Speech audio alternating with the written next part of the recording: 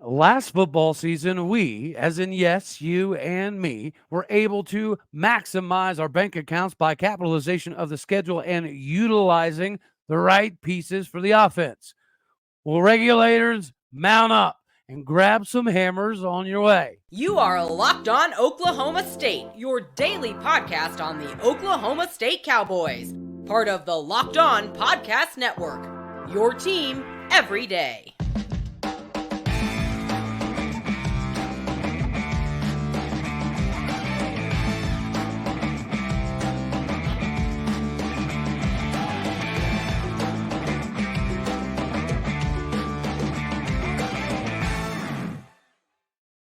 Howdy, y'all, and hello, all. Welcome back to Locked On Oklahoma State, your daily stop for all things Cowboy and Cowgirl related.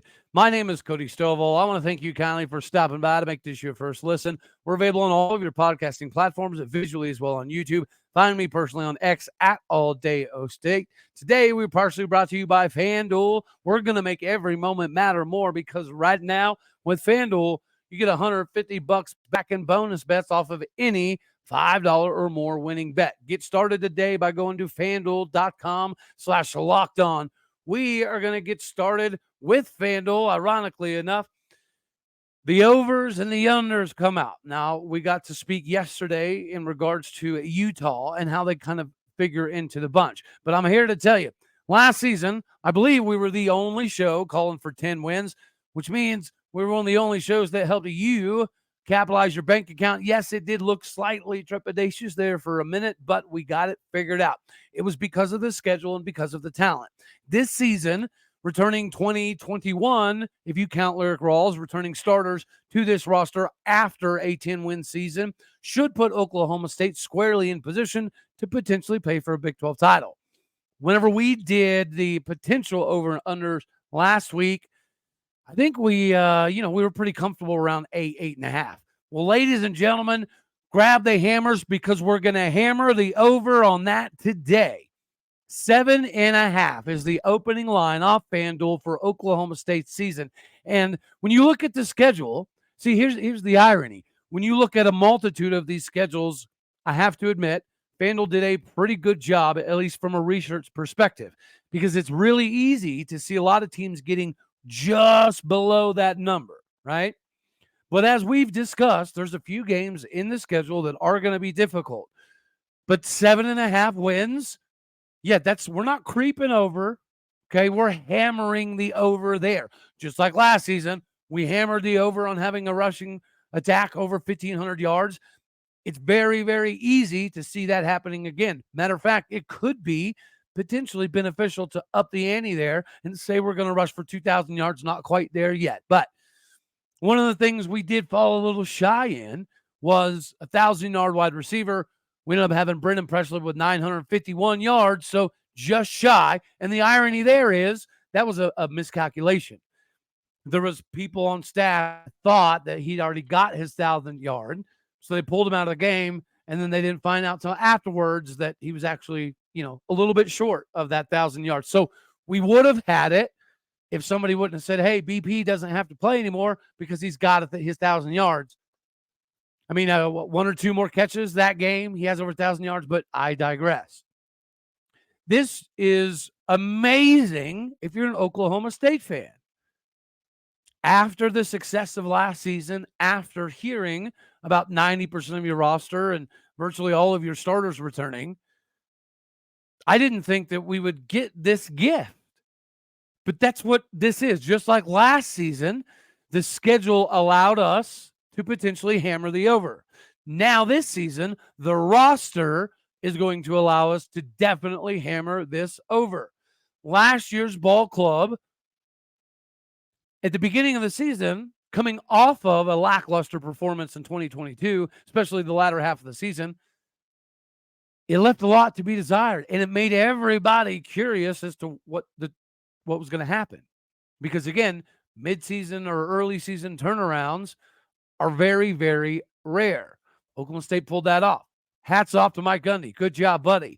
But here's where we get to soak in the madness of ridiculousness. 7.5. That's easy. Gunnar Gundy could come back from Ohio, and he could lead us to an 8-win season. Y'all know my thoughts on Garrett Rangel. You know that I think Alan Bowman is good enough to lead us to another 10-win season.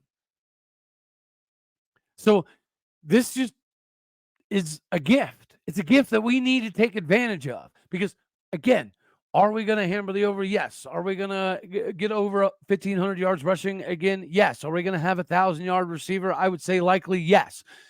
On the defensive side of the ball, if we're going to put an over-under on Nick Martin's tackles, pretty safe numbers like 120, you might want to hammer the over on that too. Because for as phenomenal as Xavier Benson was at dominating an area of operation, to free things up for some of the guys in the back end, like a Nick Martin, like a Kendall Daniels, like a Cam Epps, like a Trey Rucker, I think that Justin Wright's going to be able to take that same formula and make it even better, because I think Justin Wright is more aggressive than Xavier Benson. I think Justin Wright carries a much bigger hit stick than Xavier Benson. So not only is he going to dominate in the area of operation for the guys in the back end, plus, right, we're hearing that we're going to scoot Kendall Daniels up a little bit, at least in some capacity. And when you have the versatility that we have with a lot of guys that can play cornerback and safety pretty seamlessly, this defense is going to be fun. Matter of fact, segment 2 was going to be about Brian Nardo's defense, but Brian Nardo's defense, I think, is going to be so daggone polished that it deserves its entire opening section. So for section 2, we're going to move on to some of the other Big 12 over and unders, because unlike Oklahoma State, there's some of these teams out here that just, it looks like a very, very difficult proposition. On the other side of the coin, there are still some other teams in the Big 12 that need to now join us in the Hammer the Over Club. But before we get to the hammering of the Over Club and the people that are going to be joining us in this, we do have to discuss the people who make the money happen for you, and that is going to be FanDuel. FanDuel is the best that you can find in betting today. There's a reason it's America's #1 sportsbook betting partner. One of those reasons is right now, new customers get $150 back in bonus bets with any $5 bet. That's $150 back if your $5 or more bet is a winner. That's it. Football season's done. Basketball season here. We're going to make buckets, and we're going to make bucks, and we're going to do it together. Make sure that all of your bets go through FanDuel. You know we're going to hammer the over. And in basketball season, okay, get your $150 back if your $5 or more bet wins. Bet on your favorite NBA players and teams with quick bet, same-game parlays, exclusive player props. Who's going to score the next bucket? Who's going to win the game? Who's going to win the whole daggone thing? By going to FanDuel, you're going to get your money right, or at least give yourself the opportunity to do so. Go to FanDuel.com/lockedon. Make your next shot your best shot and shoot it with FanDuel, America's #1 sportsbook betting partner and the official sportsbook partner of the NBA. We're big fans of FanDuel, especially right now. Right? Show your love, show your admiration, because not only are we going to hammer the over for Oklahoma State, not only are we going to kind of, tiptoe over the 1,500 yards from a running back room, over 1,000-yard wide receiver, over 120 tackles for the linebacker core, or at least Nick Martin on the defensive side of the ball. You get up the ante here. I will be putting down some cash dollar bills on another trip to Arlington. Difference is, I'm gonna try to make the money this time. Okay. 2 years ago, the thing with Baylor, that hurt my heart, because I don't want to say a lot of money. I didn't, but the money I did put down would have almost quadrupled if we would have won that game against Baylor. So to end up 6 inches short, it took away about 3 extra digits from my bank account. Okay. Don't appreciate it, but this is the year of retribution. This is the year of capitalization. Last year, we discussed capitalization. John Smith in wrestling has been able to capitalize. Mike Gundy turned the season around, arguably the best of all time, to capitalize.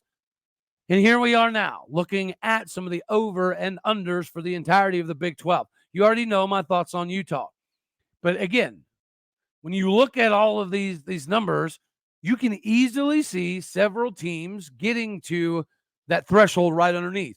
AKA, I could see K-State getting 9 wins pretty, I don't want to say easily, but somewhat comfortably. But I don't know that they're going to get over 10. Same with Utah. Same with Arizona coming in at 8.5.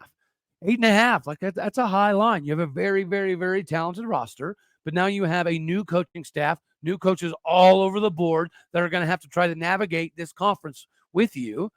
And with how young you are, I just don't know that that's a great recipe. So I don't know that. I'm not hammering the over there. We got KU 8.5, Texas Tech 8.5, UCF 8.5. There's only one team out of those that I would contemplate hammering the over, and that would be KU. And hammer is a very inopportune word because 8.5, that's steep. If Jalen Daniels stays healthy, then yeah, possibly, sure. It's the same conversation you can have with Utah. If Cam Rising stays healthy, then yeah, sure, maybe 9.5 is a reasonable, somewhat obtainable number. Then you got Iowa State 7.5, our Cowboys at 7.5, TCU also at 7.5, followed by West Virginia 6.5, Baylor 5.5, Cincinnati and Colorado also both at 5.5. ASU, BYU, and Houston all fall at the 4.5 range. Well, I'm here to say, welcome to the Hammer the Over the Club, Houston. With Willie Fritz and all the guys he brought over from Tulane, that squad is much better than 4.5 wins. So congratulations, my Houston peeps. Go ahead and hammer the over. TCU. Yeah, you had a very disappointing season last year after a magical, epic run. You had a pretty good recruiting class last year that kind of snuck underneath the rug. You had a good transfer class on top of another very, very, very solid transfer class. On top of it, you already had some talent. You found some unique ways to lose games. I don't see that happening as much this year. So TCU, you're also in the Hammer the Over Club, as is West Virginia. My guys in Morgantown, welcome. Welcome to the Hammer the Over Club. Now, if you would have, in West Virginia country, if you would have been part of the Hammer the Over Club last year, you'd have been just like a lot of Oklahoma State fans, and you'd have felt the comforts of that in your bank account. That's why we're revisiting this today. Okay, so we got Oklahoma State hammering the over, Houston hammering the over, West Virginia hammering the over, TCU hammering the over, KU maybe we'll lightly tap the over there. I know a lot of people believe in UCF. And Oklahoma State fans, we should believe in UCF because they absolutely dog-walked us in the rain in the bounce house. They bounced us out of there all slippery and wet. We couldn't catch them. We couldn't tackle them. We couldn't do anything. But Gus Malzahn is just, I know it's crazy to say he's got to prove it because he does have a national championship ring whenever he was, helping out down the road in Auburn. But again, he makes little mistakes in the fourth quarter that a veteran coach should not make. I don't understand the mismanagement of kicks and punts and field goals and how that can still be happening when you're 20 years into your daggone career. I don't get it. And KJ Jefferson is good, yes, but I don't think that he's light years better than anything they had previously. I don't think he's light years better than Timmy McClain. He definitely wasn't light years better than, I can't forget his name, the cool kid they had last year, John Rice Plumlee. So whatever success they had when John Rice Plumlee was healthy is what they're seemingly going to get out of KJ Jefferson, or at least that's the hope. I'm just not fully sold. I'm not bought in. I'm not sold into UCF. Another team that interestingly could creep over here is Texas Tech. But again, 8.5, that's a steep line. Another team that I think could creep over is going to be Colorado. They're going to have the talent to win more than 5.5 games, right? They're going to have the talent to be a 6-win ball club. It's just the gauntlet of the Big 12 is wild, whacking, and crazy. But Colorado has so much talent that there is going to be random games that they're going to win that they shouldn't, right? There's going to be, mark it down, write it down. There's going to be a point in the season where Colorado does, in fact, beat a top 10, top 15 squad. They're just too good not to. The consistency, I think, might be an issue for Colorado, but nonetheless, KU, we might lightly tap the over, okay? And then I think the same is going to be said for Colorado. We can lightly tap the over there. But when you look at the top part, guys, I could see K-State getting to 9 wins fairly reasonably. I could see Utah getting to 9 wins pretty reasonably. Arizona State, I could see them getting to 8 wins. KU should win 8 games. Texas Tech, 8.5. That's just steep. UCF, 8.5, steep. Iowa State, I know a lot of people are sleeping on you. I gave West Virginia the benefit of the doubt in the hammer the over club. Same for TCU. I'm not going to hammer the over at Iowa State, okay? But I am going to creep over because I do think there's a lot of teams, especially at the top, that are underestimating what it's like to play Iowa State, especially the back half of the season. We, as Oklahoma State fans, were very, very well aware of what Iowa State can do when you have a championship caliber team. They are designed and built and good at derailing seasons. They don't necessarily stay consistent, right? But they can derail people's seasons every single year. They've done it to us a couple different times. So if you're one of the teams that gets Iowa State especially late, I don't care if it's on the road or at home, that's a difficult thing to accomplish. Beating Iowa State at their own game in a slow, ugly, dirty, cold, nasty game, that's usually an L for whoever they're playing. So Iowa State, are we going to hammer the over? No, but I think we could lightly tap the over. All righty, y'all. So now we need to go into a little bit of getting back in focus, okay? But before we do that, I do have to let you guys out here know today the hiring market is also wild, wacky, and crazy. You don't know what you're going to get, right? Every hire feels like a high-stakes wager for your small business. So you don't want to be caught in a precarious situation. LinkedIn is the best for you. It's not just your typical run-of-the-mill job board. LinkedIn has a vast network with more than 1 billion professionals to choose from, which makes it the best place for you to hire. It gives you access to professionals you cannot find anywhere else. LinkedIn does all of that while also making the process super easy and intuitive. The hiring is so easy with so many qualified candidates that 86% of small businesses get a qualified candidate in the first 24 hours. They know that you're wearing so many different layers of hats and caps trying to get things done. You don't have the same access or time or resources to do all the hiring. 2.5 million small businesses use LinkedIn for hiring. So should you. Post your job for free today at linkedin.com/lockedoncollege. That is all one word, Locked On College. Again, that is linkedin.com/lockedoncollege. Post your job for free today. Terms and conditions do apply. So we're getting back to reality, thankfully, at least from a softball perspective, right? Okay, we got back on the board. Got a W against the top 15 Florida squad after losing to number 3 Georgia, right? That one is what it is, just kind of got away from us. And then we lost to number 6 LSU. That should not have happened. I'm not one of those people that is going to hoot and holler about the game being stopped and, the umpires calling the game and then putting them back on the field and not calling the game. I don't care about any of that. I think it was the right decision to play. Kenny Gajewski said the same thing after the game. The rain and all that craziness, it was 1 inning left, okay? I don't care about the rain. Nobody does. I'm so glad they let that thing play. Hopefully it taught us a lesson because we were winning that entire game. And then once it got crazy and the rain started and the umpires were like, well, maybe we should call the game. Everybody go back to the dugout. Just kidding. Never mind. Come back out and let's do it. That should test your mettle. We got tested and our mettle was not strong enough. It is what it is. Shout out to LSU. Now, we did get back on track again with the top 15 W over Florida.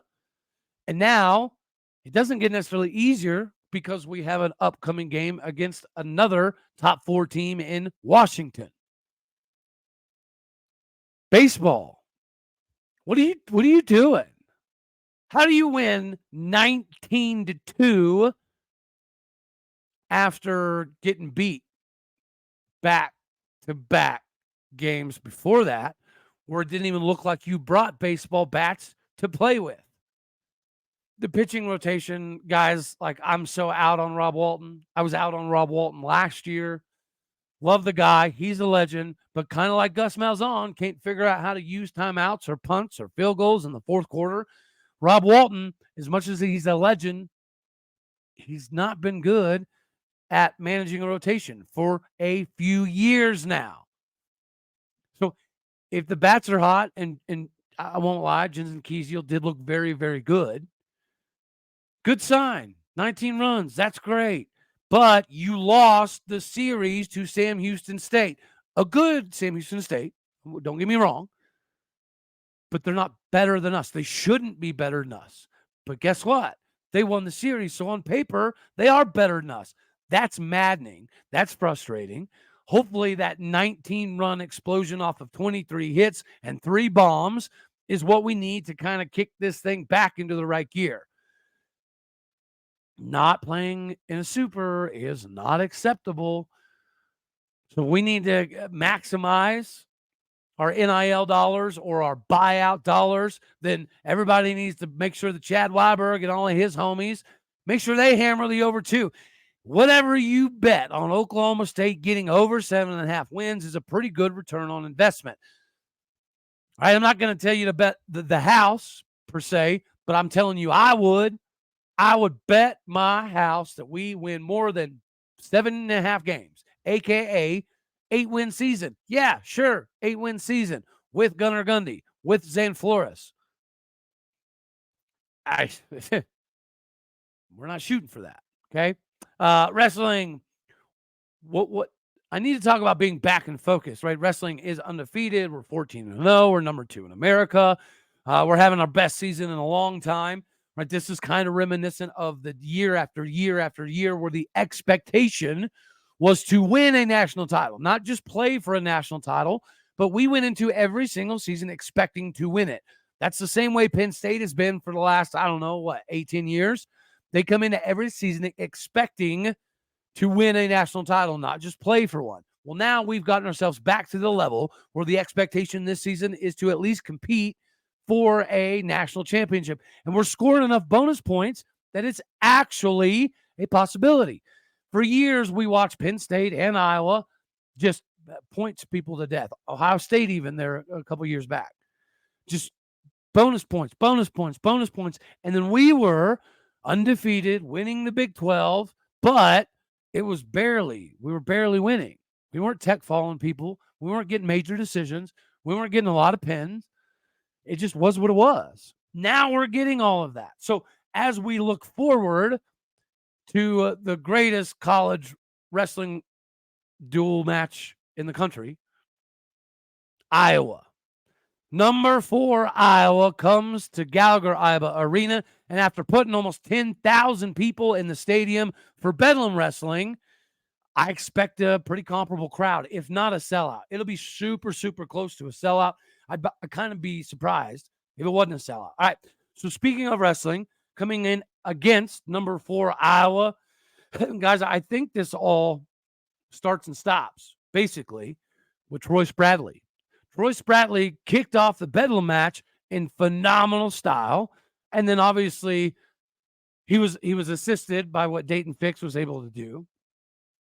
We have struggled having somebody since Nick Piccinini that could come in and open up the duel in a very, very big way.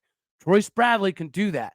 It would be another big one for him to do it again this weekend. Dayton Fix should get the win. Tegan Jameson.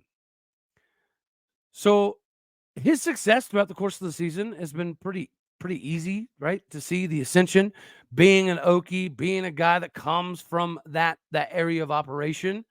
It's very intriguing. It's very exciting, but he's going up against somebody who's definitely going to be right there in the same category as him. Definitely somebody that he's going to have to take very, very, very seriously. But nonetheless, if he can start the whole thing out the right way and get us rocking and rolling, it would be massive because his opening opponent is Drake Ayala. Drake Ayala is the real deal, right? He was one of the top 10 highest ranked high school wrestlers, and then he goes to Iowa, spends a large portion of the season ranked number 1, had a big year last year. He's going to be obviously a heavy favorite. But if Troy can get this one done, then it kicks off what, Dayton Fix should have a pretty manageable time. Tegan Jameson then goes up against Real Woods. Real Woods is a 3-time All-American. He's a 3-time conference winner. Transferred from Stanford, won 2 conference titles at Stanford. Obviously won another conference title last year. Finished second in the country, runner-up at this weight. So if Tegan can get this thing done, then we should win the duel. If we get Troy Spradley, right, and we also get Tegan, then this whole thing could shake up very, very nicely for us. This could be a W. It should be a W. Maybe the most evenly matched bout of the night is probably going to be Mr. Kelly or Isaac Olenek. Isaac Olenek goes up against number 7 ranked Mikey Caliendo. So we have number 3 Olenek versus number 7 Caliendo. That might be the funnest match of the bunch as far as, competitively, how close they are, so on and so forth. So with baseball putting up a lot of runs, softball getting back on track with a top 15 W against Florida, and then wrestling putting up enough bonus points to absolutely destroy a top 25 OU. I know OU doesn't, want to act like wrestling matters, but when they were good at it, it mattered. They just have a hard time with us. That's understandable. Don't worry. Women's tennis, they go outdoor, they get W's. Men tennis, they're getting W's. Golf is in full swing. Yeah, you like that? And baseball, okay? Yeah, it was rough. Yeah, we got the 19 runs. Yeah, that's somewhat comforting. But we will know where we stand very, very soon. We will know exactly the baseball team we are because the schedule coming up doesn't get easy for us. Abilene Christian should be a dub, right? And you got Michigan. Michigan is a decent ball club that's in a pretty similar situation to where we are. Should be a W. And then we get number 2 in America, Arkansas, followed by number 6 in America, Oregon State. So if we clean sweep, I'm talking all 4 daggone games in a row, then that does make up a decent amount for losing the series to Sam Houston State. But anywho, that's all we're going to have for this one right here. You know I love you. Thank you for tuning in to make this your first listen. God bless. Go Pokes. You could be anywhere. So happy you choose to be here. Go hit the like button, share, comment, subscribe. My podcast and people, my bricks, my foundation, my glue, my everything. Travel safe, be safe. Go hit the stars if you're getting star treatment. Leave a review. All righty, y'all. That's all we're gonna have. So you know the drill. Next comes the laters and the taters.